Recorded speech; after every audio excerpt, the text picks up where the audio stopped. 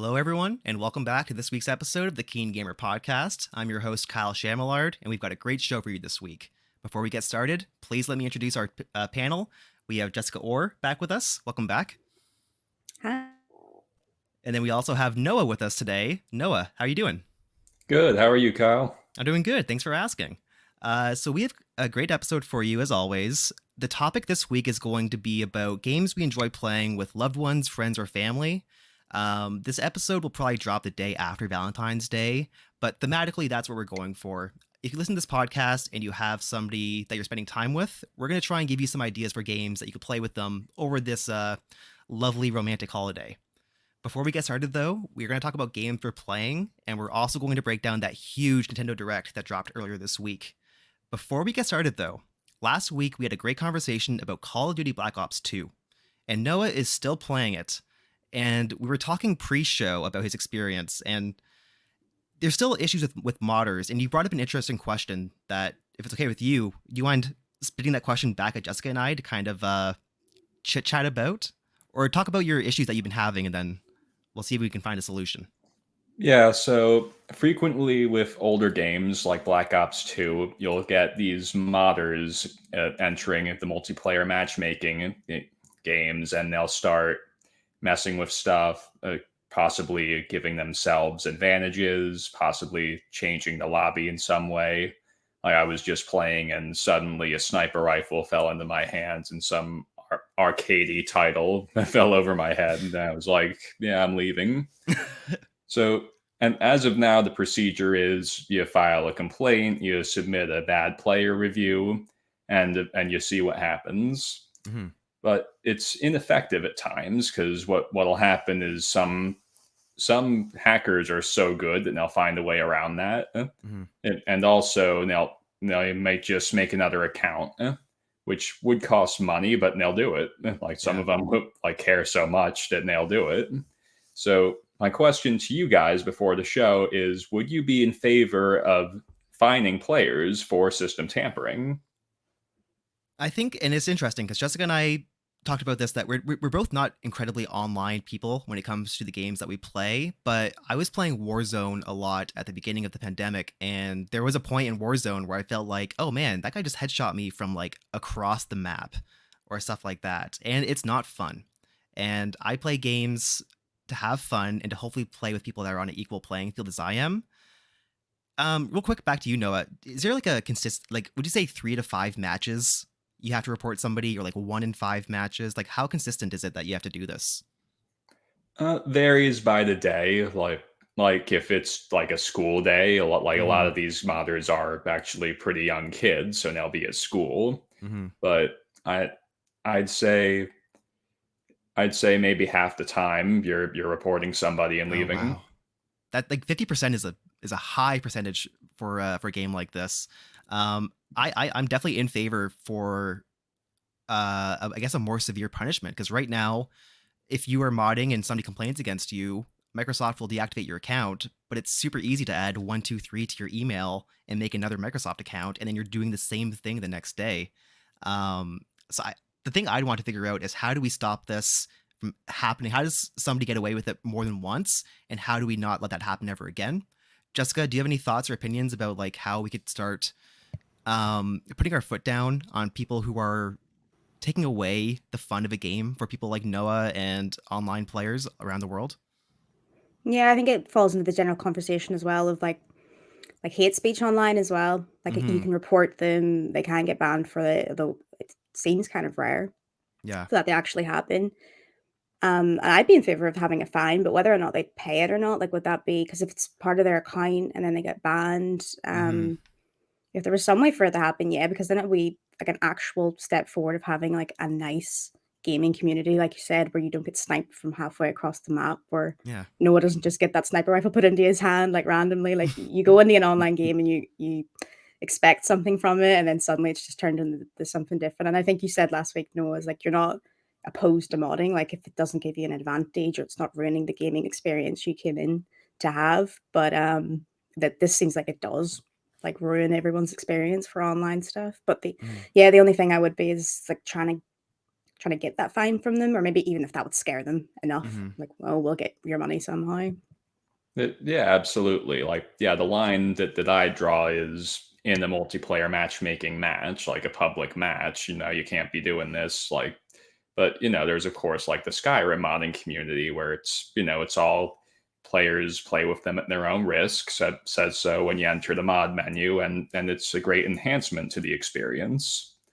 So, like, I don't want to come across like I want modders to be punished. That's not my primary objective here. What the reason that I would want the fine is because I think it will work. Mm. Like there's a credit card attached to a Microsoft account. Like that's how it would work. That Yeah. Microsoft would say anyone found responsible for system tampering in a public match can be fined a certain amount of money, and it will just charge your card. And you could even add something like it attaches like some note to your account, like letting anyone you play with know this person has been found guilty of tampering in the past. Just put like an asterisk beside their username, or like underline it or bold it, or something that clarifies this person's been in trouble before, so like look out for them. Yeah, exactly. Yeah, things that I think would be effective in actually putting an end to people doing this stuff. So I guess like two thoughts that come to mind. The first one, do you think that if they had servers that were mod friendly and servers that were non-mod friendly, that would do anything? Or do you think modders are just going to try and pick on the people who don't play with mods so that they can have 100-0 KDR? Yeah, well, if they can choose which server they're on, they'd absolutely just pick the standard one, whichever Yeah. one there's more people on. And I guess the second thought, and I guess this ties into a news story that I didn't really want to cover this week, but have you guys been following the Gary Bowser lawsuit in terms of he was a guy who was hacking switches to play games? Yeah. I never checked the article. Yeah, I'm not familiar. So it's been an ongoing legal battle between Nintendo and the guy who was hacking switches, and he is officially doing 40 months in jail, and I think he owes Nintendo $4 million. And this is Nintendo making an example of someone. Like, I do not think it's incredibly fair. Like, I am not a lawyer, so please, I'm just a guy who plays video games. Take this with a grain of salt. I don't know.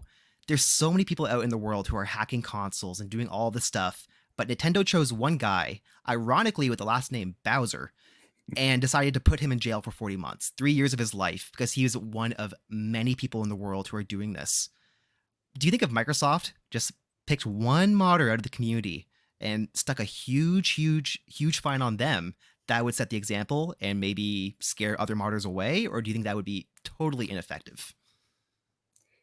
I wouldn't say totally ineffective, but yeah, one person wouldn't be enough. And like you said, like you're going to punish one person with jail time, like for something that a lot of people do. It's unfair to like, yeah, like that person's guilty of something, but why should he take the fall for something that a lot of people do? It's like going fishing in the ocean and catching like one fish and calling it a day. It's like, you know what? I did it. I caught all the fish. There's no more fish in this ocean. I did it. I got my goldfish. And I'm not advocating for like Microsoft to punish a single human being with the crimes of like an entire group of people. I don't think Nintendo looks very good in this process either, but it's a very interesting question, Noah, about how do we stop this from happening, especially in an era where games are becoming even more online than they ever have been. You look at a game like Lost Ark, which I'm hearing about. I don't even know what it is, but it's currently the most played game on Steam. MMORPG. I think it had like 4 million players or something yesterday. And, we got to tighten security around this stuff for sure. Anything else about the modding scene or any last minute thoughts, Noah? No, nothing for me. Yeah, Jessica, I know like we both said that we're both not very online, but I think it's definitely an issue for us to keep our eye open. And then if that big online game does come out that we want to play, like Apex 2 or something, just to be aware and look out for those kind of people. So that'll be it for our Black Ops 2 Part 2 conversation. I'm going to hop into talking about one of the newest games this week, which is Sifu. Sifu is from the same developers as Absolver. And while I'm talking, I believe it is available on PS4, PS5, and PC, but I'm just going to double check that real quick. That is correct. It's not a full price game. I think it was like $53 Canadian for any of the Canadian listeners out there. Hopefully that helps. I think it was $40. I remember seeing American? American. Yes, sorry. Okay, I yeah, will. I yeah. won't. I won't tell you what your Canadian dollars are. No, I need to start looking up US pricing before I come out here. But Sifu is the best way to describe it, and I'm only 2 or 3 hours into it, is a roguelike FromSoft game. And when I say FromSoft game, I'm probably leaning more towards Sekiro over any of the other ones. Quick details about the story. You're playing as a young man or woman, up to you. I actually didn't know you could choose to be a woman protagonist, which I thought was really cool you could. But you start as a male or female protagonist looking for revenge.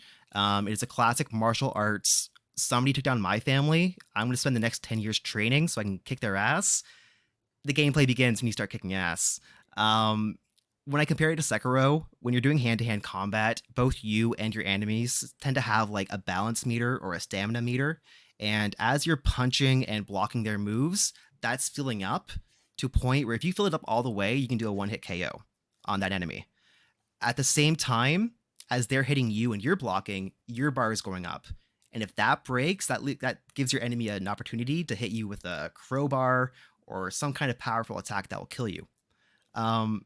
So what I like about this game a lot, it seems like there's 5 bosses and 5 levels. So you're playing through a level, and each one takes you to one of the 5 people that killed your dad, essentially. It's very Kill Bill-esque. Each level has its own style and music and enemies. It's all really, really cool. This game is really hard, though. It really wants precise button inputs from you. When an enemy is throwing a punch at you, there is not a lot of leeway for you to hit the button a second after or a second before. It has to be on the dot, or else you're getting your ass kicked. It's rewarding, though. I would also say the roguelike feature is when you begin the game, you go into the first level at the age of 20. If you die in the game, you age, and that's the main gimmick. So if I'm in a room with 5 enemies and they kill me, I'm now 21 years old. Also, if I die in that room again, I don't age only 1 year, I age 2 years. So if you're in a room and having a hard time, you could walk in at the age of 20 and walk away 35 years old. It's crazy, and I don't really know how it works. You just lay on the floor for 364 days, and the enemies stand there waiting for you to age. But what's really cool is, so the first level, the first time I beat it, I think I was age 33. At any point in the game, you can redo the level starting at the level the age you began at, and you can try and beat it with a lower age score at the end. So the first time I beat it, I was 35. The second time I beat it, I was only 28. So now I'm going into level 2 as 28 and not 35 years old. I was playing level 2 this morning, and I turned 50 years old incredibly quickly. Of course, every decade that goes by, your character, you can see the hair getting gray, a beard growing in, you can see the age happening, which is very cool. I just wish, I actually saw Connor Mitchell from KeenGamer tweeting about this. This would have been a great game to have a demo for. Me personally, I'm not sure what you guys thought about when you were seeing footage of it. It looks so cool. As a fan of movies like Old Boy and The Raid, I had to play this game. But I feel like I wasn't aware of how hard it was going to be, to a point where like I'm getting frustrated with it, and I'm almost kind of regretting spending the money on it. But like I said, it feels really good to play the same level over and over again and to do better each time. To beat it the first time and you're 35, second time you're 30, third time you're 25. So I'm enjoying just getting better at it, but it is a game that requires patience for sure. Any questions about Sifu? What's the actual combat like? Is it memorizing the moves then? It's not like, because this seems like a hard game that I want to play, because like you said, it just looks so cool going into Yeah. it. Is it memorizing certain inputs, or like you said, you see it on screen and then you have to do it like a second later? So, like, if you're watching trailers and stuff, it almost seems like a button masher. It almost seems like a game that you walk up to an enemy and you start hitting buttons and cool things happen. But this game really wants you to be very precise with your button inputs, and that's why I compare it to Sekiro. The frame or the window for you to hit L1 to block is a second. If you miss that second, you're going to get your ass kicked. When it comes to combat on your end, you're using like square as a light attack, triangle as a heavy attack. Down on the L stick in R1 is dodge backwards. There's an up dodge, a down dodge. If you do up down on the stick and then square, you do like a sweep kick. Like these are very precise button inputs that if you're just hitting random buttons all the time, you're gonna die faster than if you were trying just like hitting square over and over again. And there's no like slowdown when an enemy tries to hit you. They'll come at you with their fist, and you're blocking like you're hitting L1 5 times in 20 seconds because they're just throwing punches at you. And if you don't block one of them, they're gonna kick your ass. So the combat is very intense, and when it flows, when it's working, it works really, really well, and it makes you feel really good.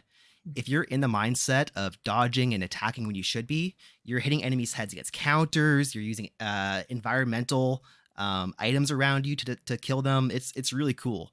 It's just you got to be in that state of mind for it to work, which is why I compare it to like Dark Souls. Dark Souls is only fun if you're making progress. If you're hitting your head against a wall, then you just got to put the controller down, which has already happened to me in Sifu like twice already. It sounds a little bit like we were talking about this. What was it? Last week, the week before, Hotline Miami. Like it took a lot of work to clear a level. I know it's a totally different type of game, but and the satisfaction you get from actually perfecting the route to clear that level. Yeah. Because the level's the same. It's not a roguelike that's randomly generated at all. It's a static level. So you can memorize it and you can improve, like, okay, I know what to do in this room to walk away without aging. I know what to do in this room. The third room, though, is where I keep dying. So I got to figure out a better strategy. And actually, my third time today, I'm starting to kind of stealth around more. You can kill enemies without other ones noticing. And that's been a huge help for bringing down the quantity of enemies in a room. One of the complaints I have about Sifu, there is no lock-on. So when you are in a room with 6 enemies and one of them is like one hit away from death and everyone else has full health bars and you just want to hit that one, it's so hard to focus on that one enemy and get that hit in. And I also find the camera control to be like okay. It's not always where I want it to be. You don't really have much control over the camera.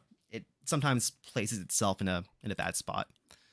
But I'm looking forward to playing it. It's just a game that I don't think you can sit down and play for a 3 to 5 hour session. It is like a 1 to 2 hour game before you're like, okay, that's it. Palms are sweaty, mom's spaghetti, whatever else. Like, I need to take a break from this and play Pokemon Legends Arceus instead for a bit.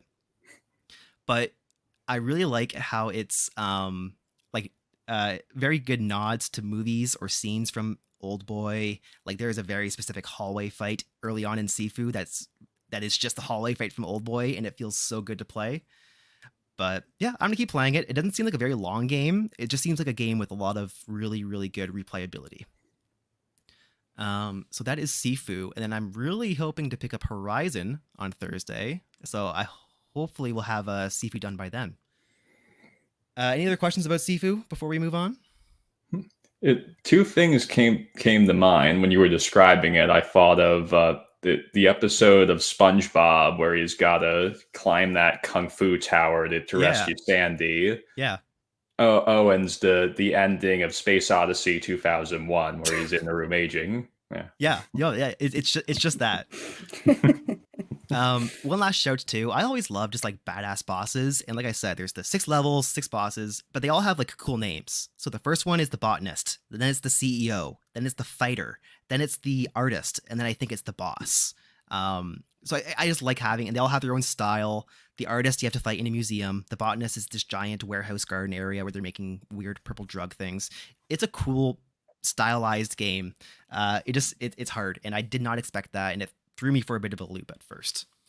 But that is a wrap on Sifu for now. Jessica, you're here last week talking about Life is Strange, and you have now beat the game.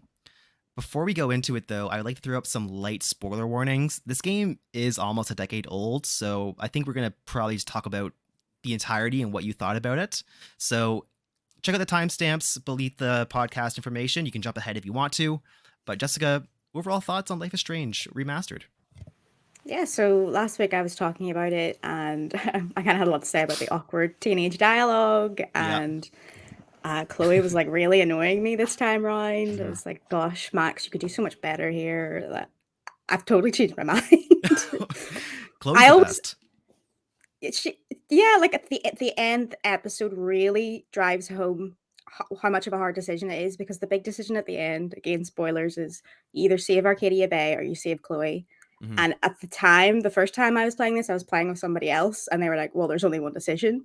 Yeah. So I sacrificed Arcadia Bay. This time round, I did the same thing, but it was to get the nice Chloe ending Mhm. where Max kisses Chloe and then she does that. I will replay it to see what happens if you save Chloe, because Mhm. it really is a tough decision. Like, it doesn't sound like it, like, oh, sacrifice this entire town Town. or sacrifice your friend, but Yeah. the way they build it up, like the last half an hour of the game, they make you feel guilty for trying to do that, and then they make Yeah. you feel guilty for not sacrificing the town over Chloe. It has this like strange dream nightmare time sequence where I Mhm. totally forgot it was in the game. In episode 5, episode 4 is where things kind of get a bit more investigative and uh like the mysteries coming forward. You get a big revelation, and Yeah. then episode 5 is it's almost like a whole different game. It's like, yeah, going back to the endings, it's like the world's worst trolley problem when you can save your best friend or a town of like, 2,000 people. And then episode Yeah. 5, that's where you wake up in the basement, right? And you're tied to the Hmm. chair and you're being drugged. And it is like I was saying last week, they're really, I don't know if they've added content warnings or if there are any content warnings before you play the game, but like there's perversion. Like I don't know if the main antagonist is perverted in that way or if he's doing stuff like that, but he's essentially Kind of implied, yeah. It's more about photography, and photography. then yeah, getting them in these positions when they're like semi unconscious. Like, it's really creepy. Yeah, it's incredibly creepy and disturbing. And is that hard for you to play at all? Like, is it hard for you to kind of like when the controller's shaking and somebody's about to like inject you with a poison or something, and you have to make a choice of like break the chair or bite his finger or something? Like, is that nerve Yeah. wracking? um I guess maybe if it was in like a different type of game, there's something like it's still like I do Yeah, think it is pretty heavy stuff they're dealing with, but you've still got in the back of your mind like this is a Life is Strange game. It's kind of a yeah. little bit cheesy, so it can be a little jarring when that happens, but not for me personally. But I it guess did. yeah, a No, better way to frame that, sorry, is because you just played Dying Light 2, and you didn't really care about those decisions at all, from what I gathered with you. yes, yeah. But Life is Strange, you are putting more weight Oh, and probably more thought into what you're choosing. yes, I get what you mean. Yeah, like when you're trying to work out the puzzle of getting Max out of that place, and when you're trying to make all these very important decisions about Hmm. the people in Arcadia Bay and what's going to happen with Chloe, yeah, there's definitely a lot more weight. It's I forgot just how much can change depending on your decisions, because it's not really like that in True Colors. It kind of, Hmm. I'm not going to spoil anything, but like a big thing happens and it's all building towards this one big thing. Whereas with this original, it's all these little, like, they love doing the imagery of the butterfly. It's all these little butterfly Yeah. effects. Whether you helped the girl called Alyssa not fall in a pool, Hmm. or you helped somebody with changing their grade on their homework, like you get that stuff at the end, and you do get, you get different dialogue, you get different ways into places because you've done this. Yeah. It is definitely the main mechanic of this is the decisions. Yeah. And like a game like that is so fun to replay as well, where you can make those different choices. You can see how everything changes. Especially like there's a love interest for Max that like minus Chloe that you can either push away or like embrace. What's his name? Henry or something? Warren. Warren. Uh and I love those choices. I remember the second time I played through Life is Strange, I was seeing whole scenes and events that I missed my first playthrough because of choices I made. Um the second time I played through, I was like hiding out in the cafe with a bunch of locals and everyone's really scared. I think I missed that the first time. But and you have not played Before the Storm, correct? No, so the last time it came out, I bought it all, but I never got to finish the first episode. I'm definitely going to go back and play it, Yeah. and I'm excited because it's Deck Nine, and I think I prefer their Life is Strange stuff Hmm. over Don't Nod. So, and I've heard it's very sad as well. Yeah. Oh, and also the first time I played Life is Strange, like because I was playing with somebody else, I Hmm. didn't really get all that emotional this time. Like, I was nearly crying, and I was like, "This Yeah. is such a turnaround from last week." And I was like, "Oh, I hate Chloe," and then I'm like, Yeah. "Oh my god, I have to sacrifice Chloe." If you love Chloe now, you're gonna love her so much more after Before the Storm. Seeing her like arc before Max's arrival in the first game, I'd be curious if anybody's played Before the Storm and then Life is Strange and how that affected their playthrough. I also love the soundtrack of both of these games. Before we move away from it, I mentioned Alt J. I think they play Something Good by them in the first game, And then in Before the Storm, there's a like a montage or a sequence where they play the song No Below by Speedy Ortiz, and like it blew me away. Like I knew that song beforehand, but tying that song with a certain scene made me fall in love with the song, if that makes sense. So Yeah, they they're do very good at their music placement, which I was it. kind of bummed Yeah. because the remastered collection, one of the bugs is the music doesn't play all the time. It's So funny it's though. it kind of is, but I was like, oh come on, this is supposed to like it was right at the end when I made the Oh, decision and Chloe yeah. was dying on the floor and no music, just nothing. Yeah. It's all licensed music, which is cool, but also at one point last year I was considering streaming Life is Strange 2 because I never played it and I wanted to get ready for True Colors. And then I read that the DMCA would probably remove all of my streams because of the licensed music. And I thought, well, I can't stream this. It's the same as like trying to stream Guardians of the Galaxy. You're gonna play that without hearing Rick Astley's Never Gonna Give You Up. That's not even you're missing half the game if you do that. Yeah. So yeah, any more thoughts on the Life is Strange? You're excited to keep going? Yeah, I'm excited to keep going. And also, if anybody like me, like when I was playing the first three, I was like, I do like this, but I'm not sure why I liked it so much. Just play 4 and 5. Yeah. Like explaining it isn't the same as actually experiencing it. And like playing the game, it's like watching a short mini series on HBO. Like you can do an episode of Life is Strange a day for 5 days, and it's like 2 hours of your time. Like very non-committal, but wild and worth enjoying for sure. So that is a wrap for Life is Strange. Would you guys be surprised if I told you that Noah was doing Skyrim stuff? Like I don't think I'm shocking anyone.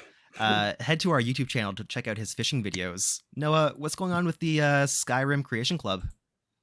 I just had some time, so I got back in and started doing some more quests. I'm really pleased with what everyone's put together. You get this huge package for I believe for me it was $17 upgrading to the anniversary edition. The anniversary Mhm. upgrade is what you purchase if you have special edition already. Yeah. And it's all very good. A lot of it is just them finding ways to get throwback items into your inventory. Like there's this whole Morrowind throwback quest line that's really just there to give you Alexia's sword. Let's see, that's Hope's Fire, and you also get True Flame, the Nerevarine sword. Real quick, would you mind explaining the Creation Camp just to people like me and maybe anybody who's listening who might not know what it is? Yeah, so the difference between Creation Club and just regular modders are anyone that has something on Creation Club has been given this like special clearance by Bethesda for theirs to be actually sold for money instead of Okay. just being free to download from the regular mods. So these are like more of the official Bethesda has stamped their approval on them kind of mods. Exactly. Perfect. Okay, cool. So they're adding other items or like hard to find items, or do you want to explain again what you were playing with? Yeah, so a lot of it is kind of throwback kind of stuff. Mhm. So there was the Morrowind throwback. There's also an Oblivion throwback where they go back to Oblivion Gates. There's this guy who's a Mythic Dawn, I guess survivor is what you'd call it, and he's trying to open another Oblivion Gate. So that one's fun, and that one was especially good because once you're inside, like it looks just like it did in Oblivion, like this. They call it the Deadlands. It's this like dead area, like kind of hellish, I guess. But it's this a bunch of lava, these towers. It's cool to see that in Skyrim. Yeah, I was watching my partner play Skyrim the other day, and she did some DLC, and she was like in some weird green vapor place with golden circle rings. And are you still playing Skyrim? I didn't even know what it was, but I don't know. It seems like there's a lot of like diversity and variety in Skyrim that I've barely scratched the surface of. I talked to you, Noah, the day after I played 5 hours of Skyrim for the first time, and I was like, oh my god, giant spiders and quests and crafting. There's still so much that you're describing, and I've seen that it's still so mystical about Skyrim to me, which is kind of crazy that here we are 10 years plus and I still don't know almost anything about this game. Do you think that there's anything else? Like I know the Forgotten City was a huge release last year and it was based off a Skyrim mod. Is there any other ones that you can think of or in the Creation Club that could become their own game, or like any one that you would recommend people check out from Creation Club? Yeah, so let me think. Yeah. There's Maids 2, which is that could be its own game, but it is written for Skyrim. Mm-hmm. There's Falskar, which could also be its own game. Of course, you'd have to undo all the ties to Skyrim, like citing the races, citing places in Tamriel. But yeah, if they did that, and they could be independent games. And there's one, the Grey Cowl of Nocturnal. That one could be its own game. Let's see, I'm just trying to think of anything I ever wrote a review for. This sounds like loads. There's I guess Beyond Skyrim collection, like it's tricky because there's some that are good enough to be, but it's just because they were written for that universe. You can't really separate it from Elder Scrolls. Yeah, so the Beyond Skyrim team, right now Bruma is on the mod menu. You can play that, and that's very fun. Then they also have other stuff that isn't on that one, but is on. There's an unofficial mod website that a lot of people use. I'm drawing a blank on its name, but people will use that with Steam, and they've got stuff on there too. And I believe they're the ones that are working on the Atmora expansion. Okay. Yeah. Yeah, content for everyone and for days and days. This might be impossible for you to answer, Noah. Do you have any idea what your playtime is in Skyrim? Over 1,000. I'm not really sure. It'd probably be hundreds or thousands of. I don't know. You've played so much when you're like, I don't know. I definitely have spent the most time in Skyrim. I have played Morrowind and Oblivion completely through, and one of my most proud achievements is my first playthrough of Oblivion. I did manage to max my character, oh wow, all skills, all special. I guess you call them attributes in Elder Scrolls. All max, which is incredibly difficult to do in Oblivion because that leveling system is a mess. Yeah, but I did it. You're like grinding and killing rats for like one experience or whatever. Well, yeah, there's that. It's just in Oblivion, it's kind of hard to explain in a nutshell, but all those leveling mechanics kind of work against each other rather than with each other. Like if you do one thing, it kind of ruins another exploit, and that kind of thing. Like the big thing is scaling. Like the easiest thing to do is to just keep going until keep leveling up as much as you can until you've got all your things maxed. But if you do that, you're going to ruin the scaling of the game, and you'll lose a lot of the lower level enemies, which isn't an issue for you as the player. It's just it feels less natural to be walking around without those lesser beings. Yeah, like the world's like kind of empty at that point. Yeah, probably. Exactly. Yeah, interesting. Jessica, I forget, were you a big Skyrim fan? I was, I guess, when it came out, like everyone else, I sunk like an ungodly amount of hours into it. I never actually finished it because I got locked into a quest at some point. Can't even remember what it was. You had to go to a temple I think it was a temple with a dragon.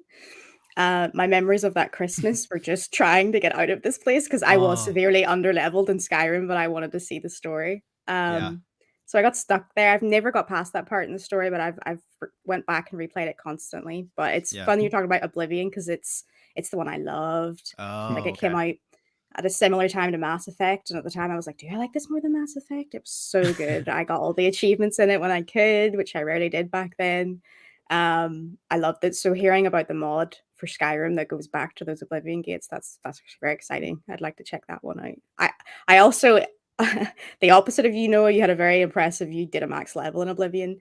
I messed up my save and can never go back to the one where I first completed it because I was a vampire. And at the very end of Oblivion, you're in like a building and it crumbles. So the sunlight comes into you. And you die. And I die instantly every time I load that back that's up. so hilarious. Respawn, death in 2 seconds. Yeah, I've tried so many times. Like, oh no, maybe if I did a mod or something, like I could fix it. But that was on the 360. No, can you help like mod in like an umbrella hat for Jessica's character so she can like not die from sunlight? If you're on PC, then you'd be able to do something like that. Console for a game that old is going to be a tough challenge. Yeah. R.I.P. I think I named that one Punk Elf for some reason. I don't know why R.I.P. Punk Elf. I don't know why Punk Elf made me laugh. That's really good. It's like my favorite future band that doesn't exist yet. Um, that's really cool, and I'm so curious to see what happens with Starfield because we talked about it before. We don't know if Bethesda's going to open up a modding community for Starfield right away. They'll probably want to let the game be vanilla for a bit, and then maybe after a year or two, allow mods to enter the game. But I'm so curious. This community is so strong and so talented that I'm curious to see what they do next with the future Bethesda titles. So that is games that we are playing. We talked about kind of the modding issue in online games at the beginning, some Sifu, Life is Strange Remastered, and the Skyrim Creation Club stuff. Now we're gonna hop into news. We're gonna talk about something small before we break into that giant Nintendo Direct that dropped. Everyone knows that Capcom has been making Resident Evil remakes the last couple of years, and Resident Evil 2 remake was my game of the year 2019. I loved that game so much. So when Resident Evil 3 came out the next year later, and for some reason it just didn't resonate with me, I was fairly disappointed overall. But Resident Evil 4 is coming up next, and apparently it's not going to be like a shot for shot remake or remaster. Jessica, do you have some information about some leaks or some possible details reported by Imran Khan at Fanbyte? Yeah, so it's exciting to hear because it sounds almost sacrilege at this point, but Resident Evil 4 isn't really my favorite Resident Evil game. I find it pretty difficult to go back to with it's like set in the day, it's Mhm. got these brown, muddy visuals. I'm not a huge fan of the story. I don't like what they did with Yeah. Leon in it, but this is just personal. My So I personal, was, yeah, yeah, personally myself, Resident Evil 4 is a game that I was stuck in the first level for over a decade. I got wow. I got it for the GameCube, and that opening village area, I could never get past it because I think it's a time-based thing. You're supposed to survive for like 5 minutes, and then the bell rings. I could never do that, and it wasn't until like early last year or early 2020 that I finally beat Resident Evil 4, or finally got past that freaking potato sack head chainsaw guy. You've done better than me because I think the furthest I ever got when I first played it when it came out, and I got to a couple of bosses in, but I just didn't enjoy it as much. It didn't Yeah. seem for some reason like I love Resident Evil 5, even though it's even more over the top and not Resident Evil-y, but Mhm. couldn't get into I'm not. 4. I find the controls difficult, and like you said, that beginning area is so Mhm. difficult. I'm not sure if it helps, but when I finally did play and beat Resident Evil 4, I did it with the Wii version, which, like Call of Duty Black Ops, is motion controlled. So you're doing point and click, almost like House of the Dead or Time Crisis. I like playing it that way, where it's kind of like I'm holding the gun, I have the zapper. So that helped me. Maybe that'd be better than just like standard controller playing. But what are some of the changes that they're Yes. speculating about changing Sorry, in Res 4? tangent. Hey, no Uh, worries. rumors coming around that they're changing that village section and maybe the entire game from being in the light and slightly more, don't want to say campy, but not as Yeah. scary, into it's being set at night and it's modeling itself. It's the same team who did Resident Evil 2 Remake, which Hmm. I agree that was my game of the year back when it came out. It was an incredible remake. They did such a So good good. job. Uh, and it's the same team. They saw the response that happened with Resident Evil 3 about it Hmm. being rushed and not like sort of not faithful. At least they took stuff out, lots of stuff out of it. Yeah. So they're actually taking that criticism and they want to spend their time on this, which is why it's taken so long for them to even, because they haven't even officially announced the Resident Evil 4 remake is coming out. Yeah. So, and it's also said in this article, so those changes, and they're modeling a bit more. I don't know if any of you saw the tech demo or like the example demo of it. I think it was E3 of Resident Evil 4 before it released, and it was more Hmm. like Leon was in a castle and he was getting chased by like ghosts, This sounds and familiar, actually. Okay. it had like a darker theme. It says they're chasing that feeling, not Hmm. necessarily there's going to be ghosts in a castle, but just more of the darkness and the feeling, and that this whole project, Resident Evil 4 Hmm. Remake, is hopefully going to be announced in 2022. But again, this is all just a rumor. Yeah. So like I think Resident Evil 4 is by far the campiest Resident Evil. And I haven't played 5 or 6, and I know people don't like those ones. I've played 1, 2, 3, 4, 7, 8.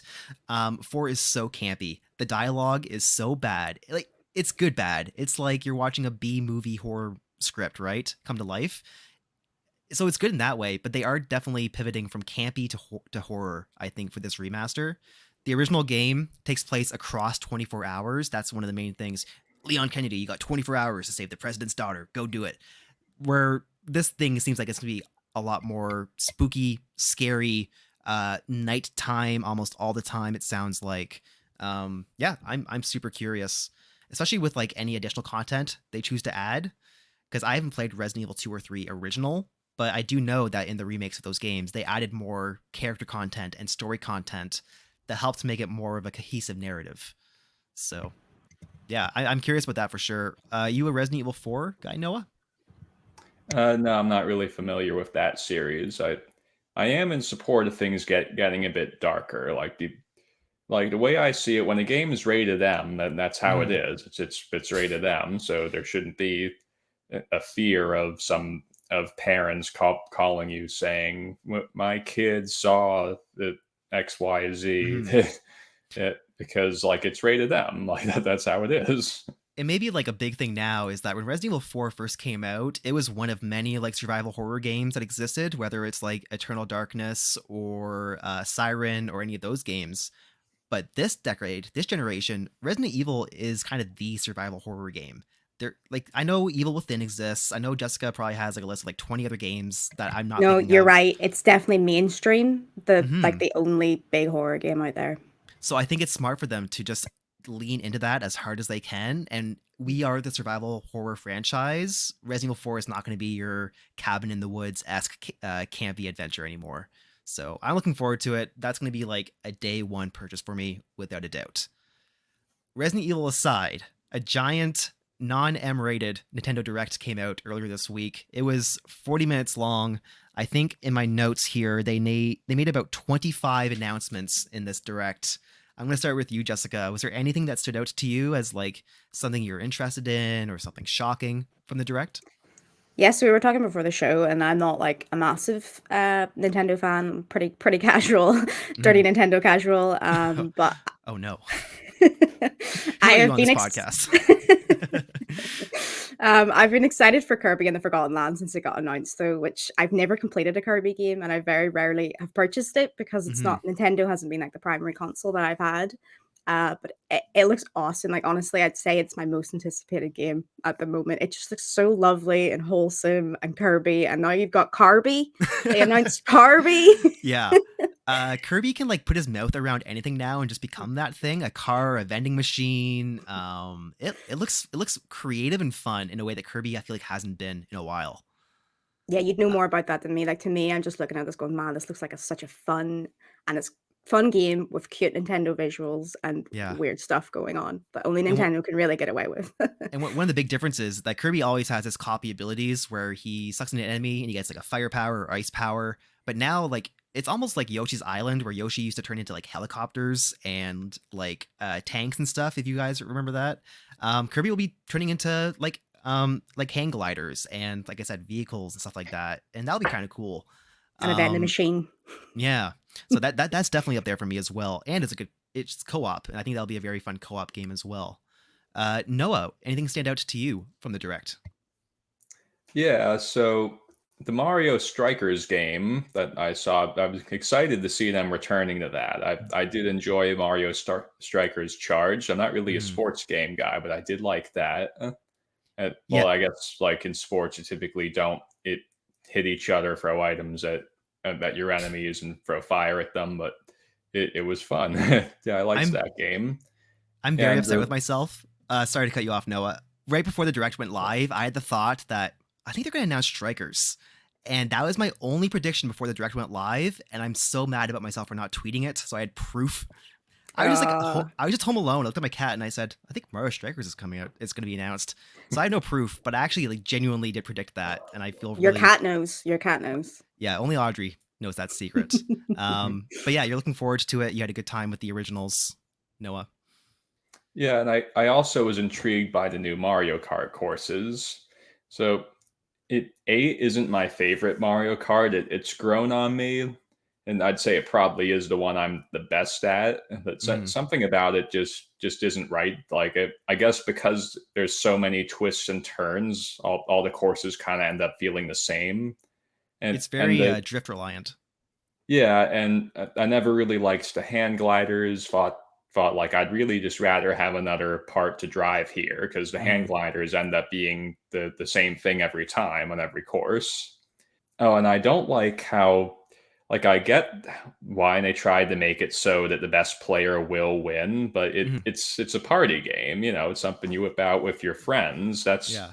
that like I liked in Double Dash when like at any moment anything could happen and it would change the whole race. That A that giant was egg can run you over. yeah. Chain chomp can hit you. Like that's a party game for sure. Yeah, like anyone that thinks Mario Kart 8 is the best Mario Kart, I'm sorry, I just cannot agree with you there. But Double Dash will forever be my favorite Mario Kart. I It's my guess favorite like too. yeah, I'll ask the panel. Were you guys shocked that they announced DLC for Mario Kart 8, the current 8-year-old Mario Kart game, instead of announcing Yes, Mario Kart 9? Very shocked. yeah, yeah. That's It's weird that it's like they're committing to this one because they just see this one as like as the Mario Kart game for forever. Like they don't want to ever change this one. And mhm. I'm like, I want Double Dash back. I need to do that again. Like I'm looking at my notes here, and it says like, "Oh, new Mario Kart 8 DLC," and then I was like, "48 new effing courses? The hell?" That's a Like lot. that's a lot of courses, and I think they're gonna hand out like 8 at a time over the next year. So this DLC is going on until 2023 at least. It's the Um, Drive subscriptions, right? They're like, we yeah. Yeah. need people to get Nintendo online. Which brings us to an interesting question. We actually got a question this week from the great Marco Callahan, who was wondering, now that the SNES Online Service expansion pack includes N64 games, Sega Genesis games, the Animal Crossing DLC, and Mario Kart DLC, is that becoming more tempting for you, or do you still need like a bit more before you bite the hook? Jessica? It's tempting for me in only that I would subscribe to it when the new courses come out and then immediately unsubscribe to it if I could. Yeah, But I mean, yes, but it could draw me in because I do want to play. I've never completed Majora's Mask. I know they've hmm got it come, or is it out now?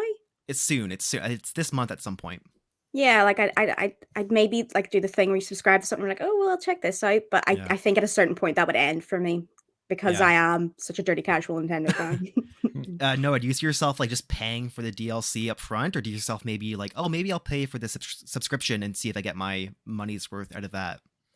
Well, for me, no, because I don't really have a lot of those games. Like if Mm, I did have a lot of those games that would get more content from that package, and I probably would. But for me, like it's labeled as Mario Kart 8 Deluxe. So I have the original Mario Kart 8 on the Wii U, so I yeah. think I'd be left out, right?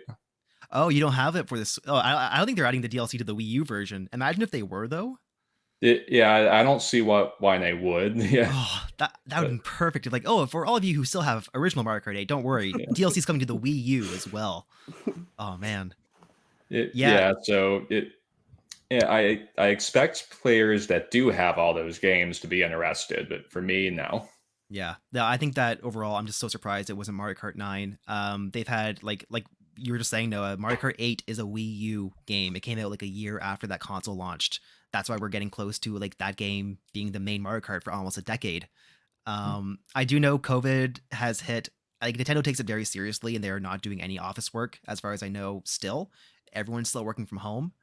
So maybe there's an timeline where they plan to have Mario Kart 8 9 ready around this point, but they just need to kind of feed the fans a bit longer until they're ready to actually show and release the next iteration of Mario Kart. Double dash. Double Dash 2. Triple dash. Triple Dash. Oh my god. So all the Triple characters Dash. they're riding like one of those bikes with like 5 pedals. The I'm a big warthogs in fan. it. Yeah, Um, imagine a four-player Mario Kart with all four players on the same cart. oh, well, that sounds like Mario Party 10 to me now. It's like, oh, nobody loses. You all win at the same time. Yeah. Back to Mario Strikers. Just a quick thought I have on that. It is the first Mario sports game this generation I'm looking forward to. I was looking forward to both Mario Tennis and Mario Golf when they were announced, but then they got such like flat reception that I was like, okay, I don't need to spend $70 on Mario Golf. Strikers, I don't even care what critics or reviewers say. I'm getting this game day one. Mario Strikers original for GameCube was one of those games I rented from like my 24-hour video game rental store and just spent all night, 5 in the morning, 2-liter bottle of Pepsi beside me, just like being a dumb kid. So I'm stoked, and it's from Next Level Games, who is the team behind Luigi's Mansion. So I definitely expect some quality gameplay from this. Let's see. Anything else stand out to you guys that you want to talk out? Yes, so I was talking to you before. I hope I remember the pronunciation. Live Alive? Live Alive. Live Live Alive. You'll Alive. have a lot more to say about this than me, but as I someone got who that. had no idea of its existence, it looked Yeah. awesome. If this was just announced, like this is coming, new game, like it because it seems like such a fresh concept, having all these different RPG stories in one game. Yeah. I mean, you told me it was originally out in the Super Famicom, like Yeah. that blows my mind. It Yeah. looks so good. I highly recommend reading a tweet by Per Schneider from IGN. He has a great thread about why the release of Live Alive in the West is such a big deal. This game came out in the same era as Chrono Trigger and Earthbound and some really inventive and cool JRPGs. Those two got brought to the West eventually. Live Alive was always thought to be too weird. It'd go over our heads too quickly kind of thing. It's a game that has 8 protagonists, 8 different storylines, all spanning across different time eras. So there's one of your characters is a prehistoric character. One of the stories is you play as a robot it's like a space opera storyline that you play in. And then it's also really cool because it's non-linear. You can choose any of these characters in any order, play their stories whenever you want. It's essentially Octopath Traveler 20 years before Octopath Traveler came out in a weird way. And then once you clear all the main campaigns, the last one is opened up and it ties everything together. The gameplay also changes. It's not the same gameplay across every scenario.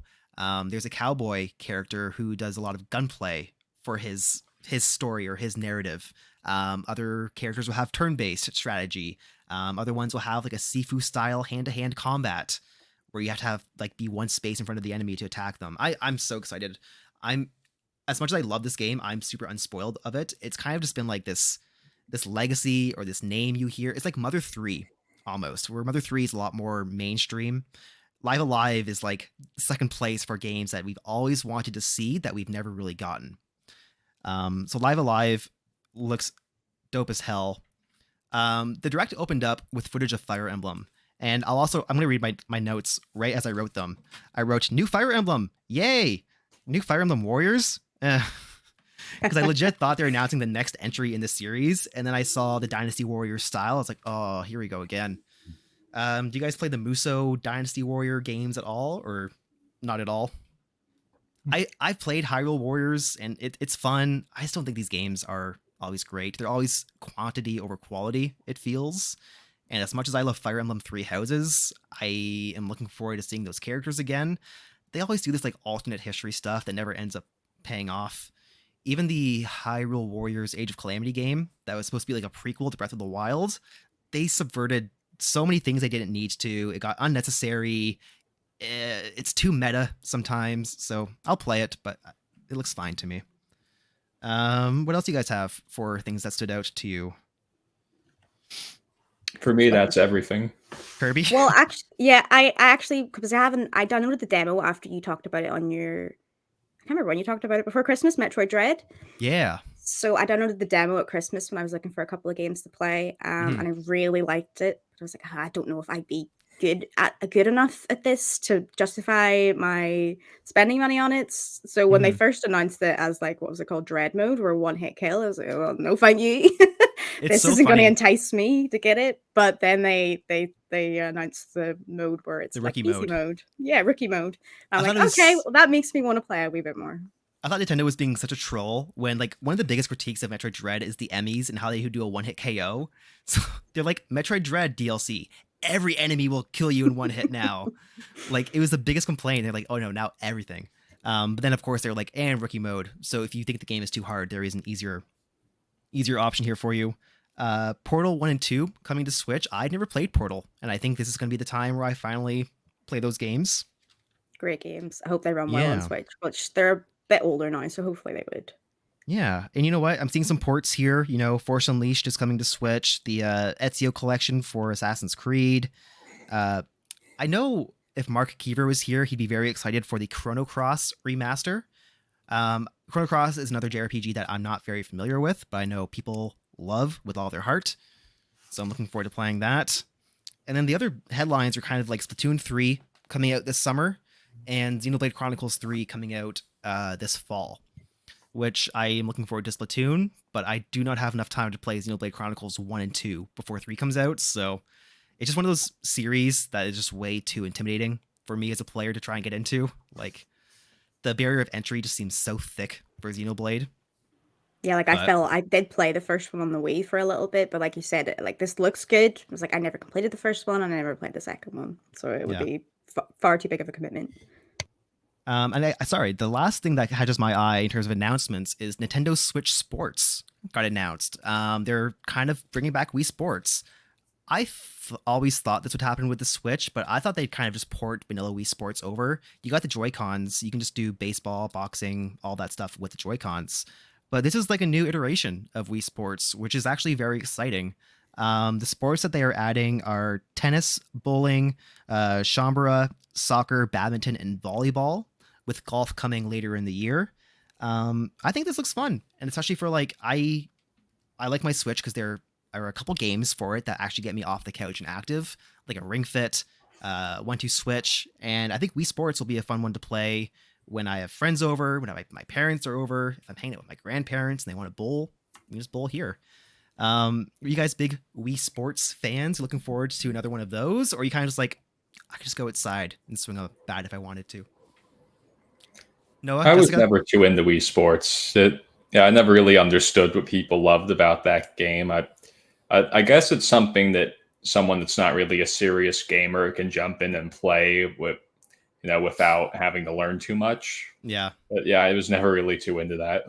Yeah, the casualness is definitely what helped it sell so many copies, and why you can go to a retirement home and still see copies of Wii Sports lying around as coasters. Jessica, you looking forward to Wii Sports?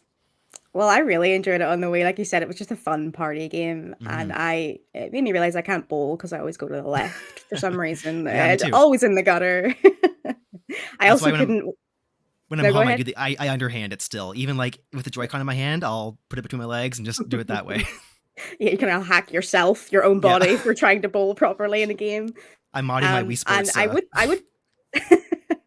I would probably get it, but like I said before the show, actually, I think I have a Switch Lite.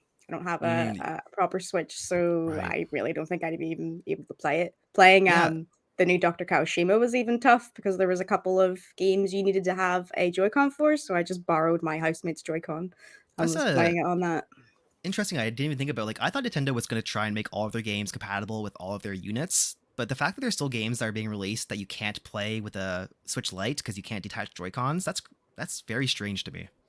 Yeah, like I was lucky that I was able to like take a Joy-Con and use it on that Yeah. other game. I don't think it would work on such a small screen trying to play Mhm. Wii Sports with a random Joy-Con. And I know I said it'd be fun to play Wii Sports when I have family over, but they're actually adding an online element to the new Wii Sports where if I'm home alone, I can actually enter a 16-person bowling tournament and like bowl against people around the world. And that actually is probably what excites me the most about this new entry. It's just like I can hop online, there's leaderboards, there's rankings, and I can climb the charts there, which will be a lot of fun.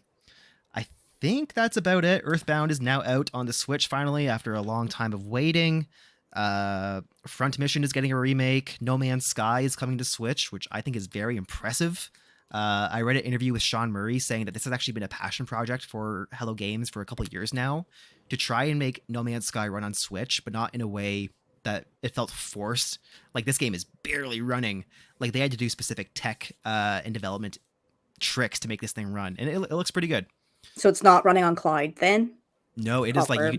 you're not streaming it. It's No Man's Sky. That's very impressive then, yeah. Yeah, and I'm pretty sure with all the updates, obviously minus the VR one, unless you want to throw your Switch into your Labo VR set if you still have that. But that is going to be it for the news and the Direct and Resident Evil 4. This episode, like I said at the beginning, will probably drop a day or two after Valentine's Day.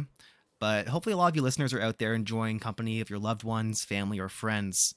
So what Jessica, Noah, and I decided to do this week is come up with 3 games each that we recommend people to play with a loved one, or, just anybody that they're close to. I'm going to go first because I feel like I always make my guests go first. This is a really easy one. This is the game that me and my partner are playing every day, and that's just Wordle. Um, we were not on board of this thing right away. We've been playing for like 15 days or so, but we don't play it by ourselves. It's the like we'll have lunch. I'll turn to her and say, "Did we Wordle today?" And then we co-op. We take turns with the first word. We take turns with guesses. We high five once we solve it. We're having a lot of fun having Wordle as like our couple daily game. Are either of you two Wordle heads? I am the exact same as you. It actually is about the same time frame. I finally caved and was like, fine, I'll play Yeah. Wordle. Yeah. And I totally agree because it's me and my best friend play it, but it's Mhm. the opposite really, where we keep it a secret and we're like challenging each other. Oh, We send it that's to each other cool. every day. She's so much better than me, so whenever I beat her one day, that's a good feeling. Well, I didn't even think about it as like a competitive thing, like as like a friendly competition, right? To see who I think can that's get so their. funny, our different mindsets, because I was like, I didn't even think of doing a cooperative thing. We're like high fiving and like sipping champagne while we do it, and you're just like pounding your fist, being like, "You'll never get it in 3 guesses today." Yeah. So Wordle, and I mean, most people listening to this are playing it already. Why don't you just turn to the person beside you and ask them if they want to work on a puzzle with you? I think that's my number 3 pick. Noah, what do you have down for your number 3? See, so my number 3, believe it or not, is going to be something kind of obscure. So, who of you guys have you played the TAC games? Oh, like Tack and the Power of Juju? Yes. Yeah, I never played them. I watched the TV show. With no idea what this is. Oh no, no. Yeah, You've got it to was play bad. the first free TAC games. The second the show comes out, it all falls apart. So I, it's I all ruined. I didn't even know Yeah. there was 3. I knew there was 2 at least, but So the original TAC is the first free games: TAC the Power of Juju, TAC and the Staff of Dreams, and TAC and the Great Juju Challenge. mhm. Those all were pre-show. Yeah, TAC is like the first thing to start as a video game, then become a TV show, and the TV show ruined it. Yeah. Yeah, it was not well executed, and there There were was two. there was that awful Donkey Kong TV show in the late 90s. I'm not sure if you remember. That was pretty bad. Yeah, so after the show, there were two more games that came out, but they never lived up to the original free. I've told people before, and I'll tell you guys too. If you have not played the original free TAC games, you need to get those games. I'll take out your GameCube or your Wii and Yeah. play them. You will not be sorry. So the third TAC game is the one that is 2-player, and Okay. I've had some great times with my brother playing that game, and yeah, I'd absolutely play that with a Valentine. Is second player playing as Tack's brother, right? Like kind of taller, skinnier Tack? Well, they're not brothers, and they're from the same tribe, Oh, so okay. that character Locke is part of what makes making more TAC games difficult, because Patrick Warburton did that voice, and the price tag for him is Yeah. way beyond what it was at that time. I mean, that's Patrick So Star. I mean, that's a voice right there. yeah, for anyone that doesn't know, Patrick Warburton, his first big role was he was Dave Putty on Seinfeld, and now he's Joe on Family Guy, if you watch that. So he's a voice that you know, even if you don't know the name, and he voiced Locke in those games, who was a hilarious character. He also had a really good run as the Tick for a while as well. Yeah. Oh yeah. Yeah, but Attack and the Power of Juju, and also just for anybody who doesn't know, these are like 3D platforming games, and they're Yeah. like like a Spyro or a Crash Bandicoot, right? Yeah. And when you're Yeah, playing they're number 3, yeah, is it like split screen, or are you guys playing on one screen? the third one will be split screen, but you won't mind it. It's easy enough to see that you won't mind being on split screen. Yeah, very cool. Well, if you have a dusty PS2 or GameCube in your closet and Tack number 3, that's a good idea. That's a great suggestion. Yeah, Jessica, what was your number 3? I was desperately hoping to see some kind of TAC remastered for the Nintendo Ooh. Direct, and I didn't see it, and I was like, damn. Like Attack remaster in the style of Res 2. It's just like a Yeah. whole new game. It's gritty. Game starts, Tack's in the back alley. I don't know. Jessica, what do you have for your third game recommendation? So I'll go for like an indie one as well. Hopefully you guys have heard of this one. It jumped to my mind as soon as you guys were talking about co-op games. It's Her Story. Ooh. I don't know if you ever played it. For anyone who doesn't know, it's like an interactive movie investigative game where you play as, I guess you're a detective. I can't Mhm. remember right now, but you get like a virtual desktop and you get snippets of an interview of a girl called Hannah. Mhm. And you have to try and work out the mystery of what happened to her missing husband. But the gameplay mechanic is you listen to these out of order snippets of the interview of a couple of police interviews, and you need to type in keywords to try and find like the next relevant piece of Yeah. information. I played this one again. I don't know what it says about me. Kind of competitively with my best friend. We both downloaded it separately. Yeah. Was trying to see who could work it out first, or who could get all the clips first. But you can completely play this with also obviously with somebody investigating it. We Mhm. had just like a notepad each where you're putting keywords, trying to work out the time frame of the event that had Mhm. happened.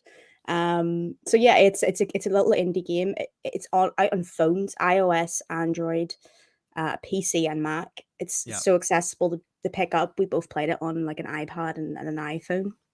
Yeah, that's really cool. I think any mystery game, even if it's intended for a single person, it's really easy to turn it into a co-op game.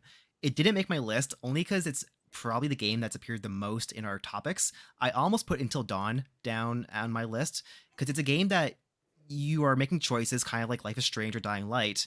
It doesn't really give you time to pause, but if you wanted to, you could talk to your partner or friend and be like, "What do you want to do here?" Or you can do it in a way, I think Until Dawn, or maybe it's the later Dark Picture games where you and somebody else can split the cast amongst yourselves. So say I play as the three guy characters, Jessica plays as the three female characters, and then I make my choices, you make your choices, and we kind of see how they ripple. I was gonna say Her Story and this, like, not the sequel, but the follow up game, Telling Lies. Haven't got round Uh, to it yet. yeah, it's on Game Pass now, I think, as well. Hmm. But Very enticing.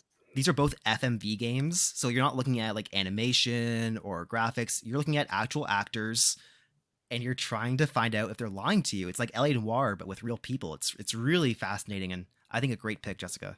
I'd also say in that same genre, Return of Obra Dinn is a really cool mystery game to play with someone. My number two pick recently got ported to Switch. You could play it on your Wii U if you still have it. Mario 3D World is, I think, the best multiplayer Mario game. I don't love the new Super Mario Bros. Series. I don't like accidentally jumping on my friend's head and then falling into a pit and then I'm stuck in a bubble. Like the 2D multiplayer stuff has never worked for me. But Mario 3D World is so good because you're in these massive 3D environments where you're not as worried about running into each other as you might be in other Mario games. It's also a really fun game for if you are a gamer and your loved one may not be. It's still a great game for that purpose too. They can just pick up the Joy-Con. There's a run button, a jump button. It's very simple and it's very, very fun. And the music is just incredible. And it is a co-op game to its T. You're not working against each other at all. You are okay. You go up there. I'm going this way. You kill that Koopa. I'm gonna interrogate this Koopa Troopa. Whatever happens in that game. But Mario 3D World, I love that game so much. I have 100% it twice with two different people, and we've had a great time both times. So Mario 3D World for me. Noah, what was your number two? So my number two is going to be an obvious one, Mario Party. I Mm, do want to call out specific games. I always personally liked Mario Party 6 the best. I think a lot of people have that as a favorite, and 8 was also very fun. yeah, I like 8. So we're not trying to break people up on this podcast. Like I thought about Mario Party, but I was worried that somebody would listen to this podcast, take our advice, and Valentine's Day would end with like a breakup or something. How dare you steal my star? How dare you make me land on a Bowser space? I thought about it, but I'm like, I'm not going to be the cause of somebody's divorce. But great pick, obviously great pick. Any of them are great. I love 8. Have you played any of the newer ones for Switch, Noah? No, I read those reviews and I was like, yep, I'm running. Now, I Yep. do kind of want to get like the remake that came out recently. That's really good. And that's the one out of the two Switch Mario parties, I'd recommend the remaster version than like the new one. It's old school Mario Party to a T. It's the maps and characters you're familiar with as well as the mini games. Yeah, Mario Party is great and it's most of these games are kind of co-op. This is up to 4 people. So if you have a family coming over or cousins, nephews, nieces, this is great to have everyone on the couch, order some pizza, get some soda, and you're gonna have a good time. Maybe some swearing and anger, but it will be a mostly good time. Jessica, what is your number 2 pick? So I was gonna pick one. I'll talk about it later, but I decided to switch it for this one because this kind of has a little bit more of a romantic theme to it. Ooh. I will shill for this game like at any point in time. Mm-hmm. I loved it. It was one of my favorite games last year. It's Boyfriend Dungeon. Okay. Which sounds like, oh, this is just some lame girl stuff. You're going in and it says it's a romantic visual novel. Yeah, it is, but it's also incredibly inclusive. So it's not just boyfriend dungeons. Mm-hmm. You have girls in it, and you have non-binary people in it, and it is also like I recommended this to my brother. Who it's just not his type of game. From that description, it's an incredible dungeon crawler. Yeah. I love it. I ended up loving the dungeon crawler elements more than I love the actual visual novel moments in it because it's so Interesting. smart. It's so smart. It forces you to do both aspects of the game. You have to go into the dungeon crawling to level up your relationship with your potential romantic interests, who I Mm-hmm. should point out can turn into weapons, mainly Yes. swords. So it's very much a gimmicky visual novel. It has some ridiculous writing. I played this at the same time. It's my best friend getting 3 shout outs on Mm-hmm. this podcast. And it was so fun in that week going, oh, who'd you pick? What happened there? What's Mm-hmm. going on? What was your favorite weapon? And the consensus that we both came to was that the dungeon crawling was the best part of the whole game, even though Yeah. we were brought in by the ridiculous concept of dating swords and various other types of weapons. And it is, if you don't like these types of visual novels, I'd still recommend it. Yeah. It's a fun game to play. You could play it with somebody beside you, and you could take turns like leveling up the weapons or going through the stories, the romantic elements with people, or Mm-hmm. like I played it just at the same time and like talking about your decisions. Yeah, I think it was probably one of the biggest games of last year that I regret not playing. I remember reading and seeing so much about it. Just in terms of like my priority list, it was always 4 or 5 with other things above it. Um, so yeah, there's not really like a co-op aspect of this game. It's just like playing it with somebody else is a lot of fun. Yeah, I've sort of done that with 2 now, but Hey, it was just so fun. Like my experience, like talking with somebody, and I do yeah, think it would also be fun sitting down with somebody and going through the game with them. yeah. Especially like even back to what I was saying earlier, but like non-gamers, like if you have somebody who wants to maybe just see the story without playing it, they can experience that with you as well, which is very cool. I'd say it's not on my list, but like Night in the Woods comes to mind as a story I'd want to show people who are non-traditional gamers, just so they can experience like the narrative of the medium. Yeah. My number 1 pick is not a specific game; it's more of a series leaning back on if you're playing games with people who are non-gamers. The Lego series of games are perfect for everyone, whether you're a child, a grandparent, somewhere in the middle. These are really easy games. They're funny, fun to play. There's co-op in every single one of them. There's different franchises for you to pick from. So if you're a fan of Star Wars or Indiana Jones or Warner Brothers, you can choose that Lego game and just play through those. You don't need to play Lego Harry Potter if you don't care about Lego Harry Potter. That's actually one of the better ones in my opinion. But I think Lego is just, it's like I said, fun, easy, funny, lighthearted, not too complicated, and very easy for non-gamers to sit down beside you, choose their favorite Star Wars character out of like the 150 available, and just have some fun. You're right. Great pick. I was actually thinking about this as well because you're right. There's just so much variety in which Lego Mhm. game do you want to pick. I've played it with my friends. I've played it with my nieces. Great pick. Yeah, when I used to work at a used video game store, parents used to always come in being like, I'm buying my child their first console and I just don't know what games to get for them. I'd always go to Lego. I'm like, baby's first game should be something with a jump button, an attack button, fixed camera angles, and a control stick. Something simple that they can make their way up with, as well as something the parent could play with them so that they can also assist them if they need help.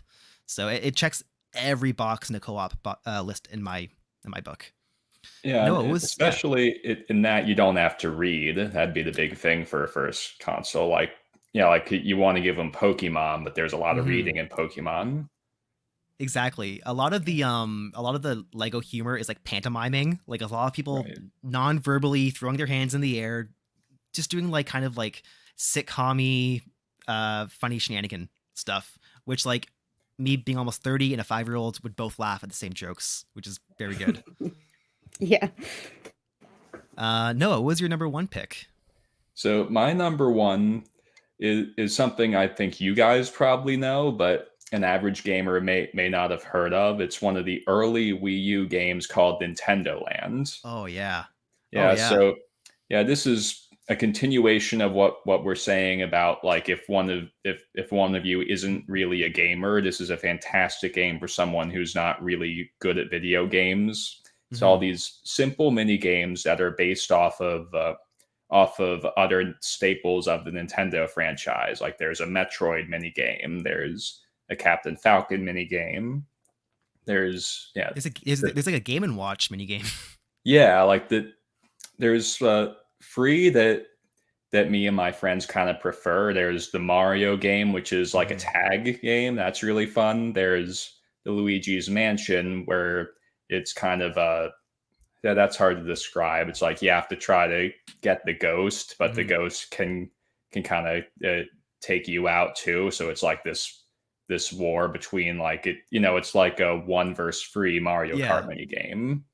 Yeah, and then there's the Animal Crossing one, which a lot of people really struggle with because there's one of you that's kind of controlling 2 characters at once. So a lot of people just can't do that, but I'm really good at it. So yeah, the Animal Crossing one, one person will hold the controller, and each control stick controls a different cop animal villager. right. So you're moving your left and right stick, controlling 2 different characters, while one person is trying to avoid you. So it's really hard to be on that on the catcher side of things in that mini game. It's one of those things where once it clicks, but some people will just never get it. Yeah. Like I try to tell people, you've got to look at the whole screen, you can't focus on your character. Just watch the screen and move your thumbs. Yeah. To me, it's almost like maneuvering a tank in Halo, where the guys that are really good at it, like me, can do it so perfectly, but some people just can't get how you have to kind of move your thumbs in unison with each other. Yeah, I'm actually double jointed in both of my thumbs, cool. so wow, yeah, it's quite handy. You got a gamer Cheater. gift. I was gonna say the thing that makes all these games so unique too, and like unfortunately we may not ever see them again because they were very Wii U reliant. Yeah, is that in the Mario Chase or in the Animal Crossing, one player is using the gamepad as their screen while everybody else is using the TV screen. So they really can't see what the single person hiding is seeing. So they can hide behind a tree, they can peek out to see other players running past them. But on the TV, you have no idea where the other person is hiding. And it was the game that made the Wii U make sense. Like it was the one that, oh, here's how the gamepad 2 screens is fun. But with the Switch now, I don't know if we ever go back to it. Yeah, exactly. I think a big part of what the intent of that game was to show other developers this is how you can use the gamepad. This is why we're giving this to you. And a lot of developers just really didn't hook onto it right away. But then the Switch came out, which kind of did it much better, and that really worked out. Yeah. That's a really good pick, and I look back so fondly on my time with Nintendo Land. I would just wish there was a modern way for me to experience it. Jessica, what was your number one pick that you had? We already mentioned it, but this is my 3 for 3 for games that aren't actually co-op. But I guess it's like the number one perfect game to play on Valentine's Day with a partner or with a friend or even with a whole group, like a family round, and that's Until Dawn. Yes, there we go. Yeah, you really don't need to even the person controlling it doesn't really need to have a lot of experience playing games because it for those who don't know, I'm sure everyone does. It's a third-person horror game where you go around and you try and investigate this mystery about what's going on. And is it a cabin in the woods or it's a house in like it's the like mountains? A cabin in the mountain. Yeah. Yeah. And it's got the appeal as well. The mass appeal is like, oh, well, you want to see Rami Malek in something? You want to see Hayden Panettiere in this? And you can. I can't remember if you can do the you're this character and I'm this character, but you can't just pass the controller.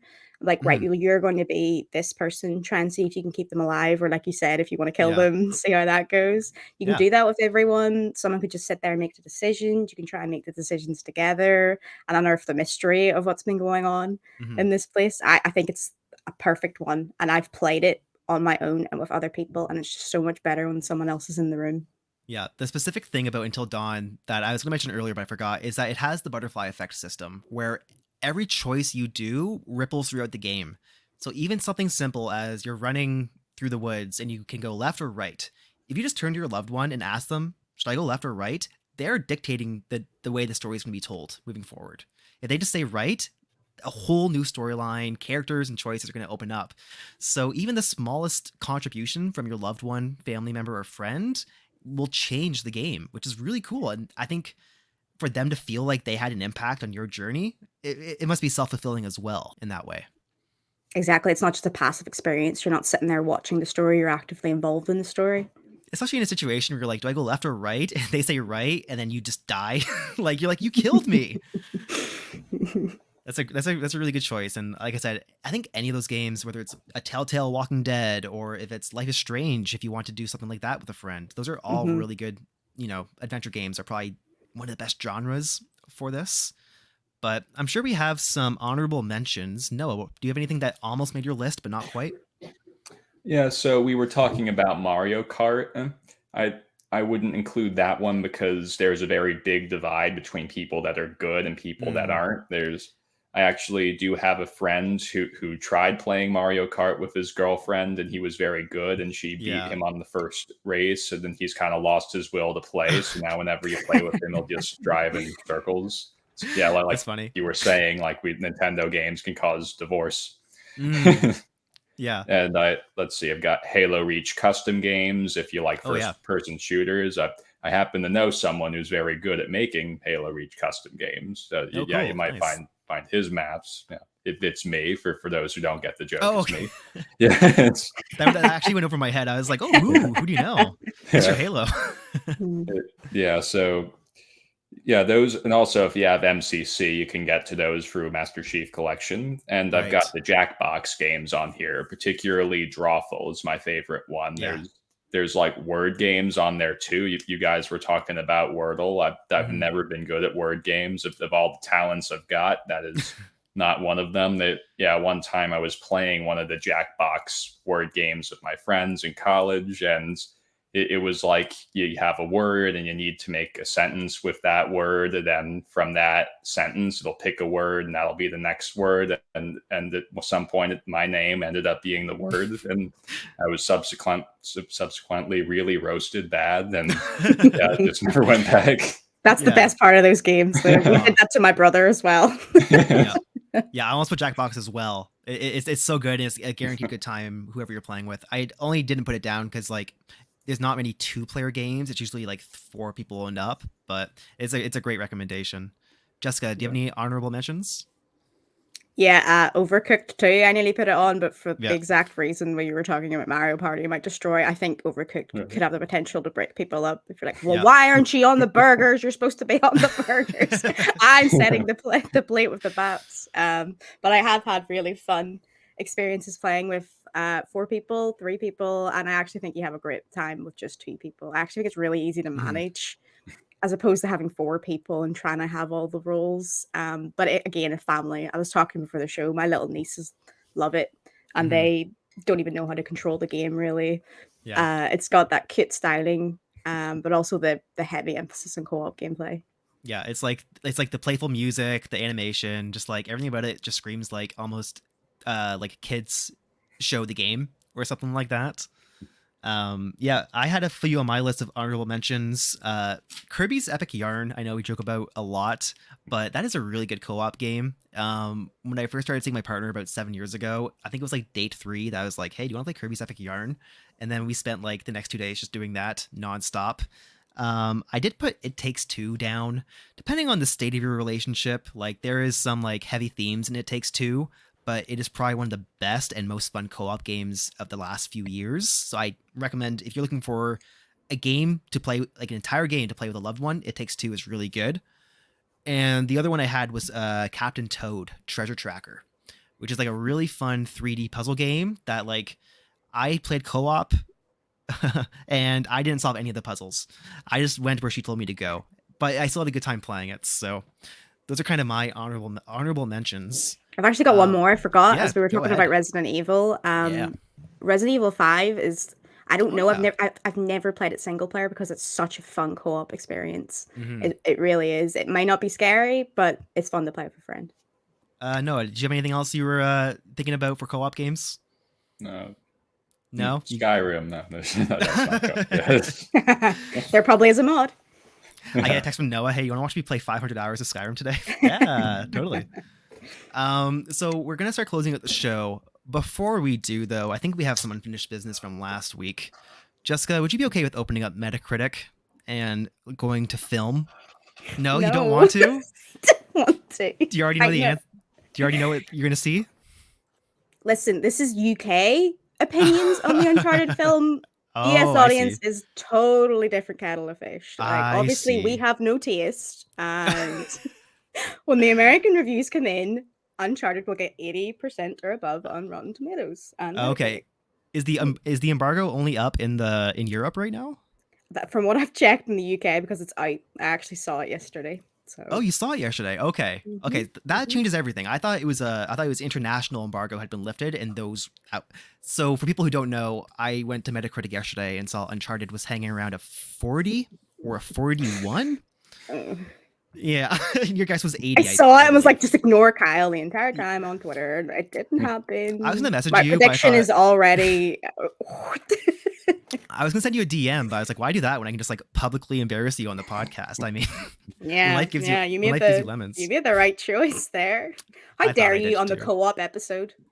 I know, we're working together so well, right? Well, guys, I want to thank you again for joining me on the podcast this week. It's always so much fun talking to you. For anybody listening, if you haven't yet already, if you're listening to us on Spotify, we really appreciate getting 5 stars. It helps people who are looking for video game podcasts find us. If you have any questions or concerns, send me a DM on Twitter. I'm at Shamakai. And I also would implore all of you to check out KeenGamer.com. We have lots of great reviews and opinions about video games, movies, and TV shows. You can find Noah's Skyrim fishing guides. I know Jessica just reviewed the new Scream movie, which I'm super eager to watch at some point. But that'll be a wrap for us this week. Not Forza Horizon. Horizon Zero Dawn is coming up next week, so next Sunday we'll probably be focusing on that game quite a bit. And then we're also in discussion about possibly doing a Book of Boba Fett spoiler cast. So keep your eye on your feed. We'll hopefully drop that sooner than later. But besides that, I hope everybody out there has a good day, a good week, and we'll talk to you next Sunday. Goodbye, everyone. Bye.